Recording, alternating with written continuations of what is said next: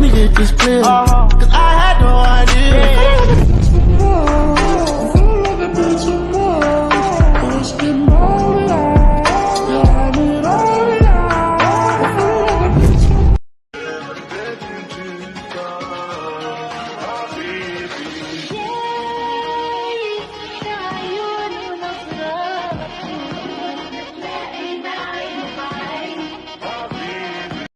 അയ്യോ അയ്യോ സോറി, ഞാൻ ആള് മാറിപ്പോയി. ടാർഗറ്റ് വേറെ ആയിരുന്നു. സോറി.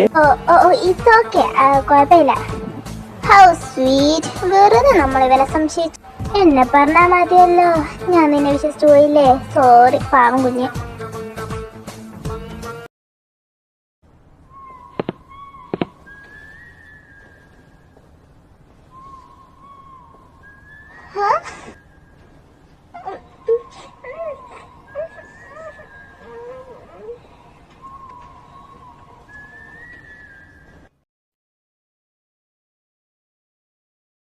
ടൈം ഇത്രയായിട്ടും ഇതെന്താ ഇലയും വരാത്ത?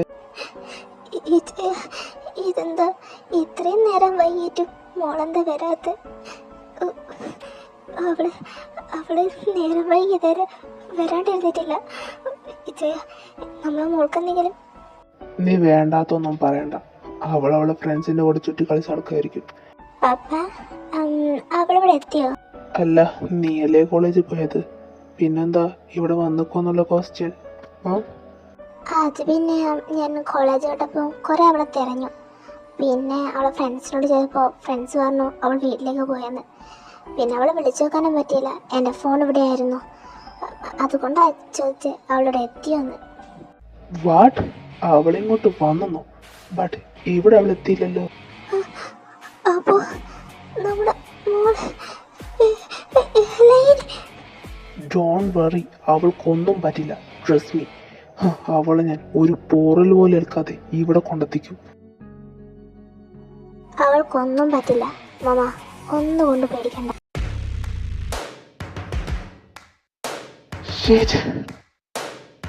വാട്ട്? അവൻ പറഞ്ഞ കാര്യം അടിമുടി തെറ്റാതെ അവൻ കൃത്യമായി ചെയ്തു. വാട്ട്? എനക്കൊന്നും മനസ്സിലാവുന്നില്ല. എന്താ ചെയ്യുന്ന? എന്റെ മകളെ കിഡ്നാപ്പ് ചെയ്തിരിക്കുക. ലിസ, ജിസു, കമിങ്. ബോസ്, എന്തിനാ ബോസ് വിളിച്ച്? എത്തിയോ? പറഞ്ഞ പണിയൊക്കെ കൃത്യമായി ചെയ്തെന്ന് തോന്നുന്നു. ബോസ്, എന്താ ബോസ്? ബോസ് എന്താ ഇങ്ങനെയൊക്കെ സംസാരിക്കുന്നത്?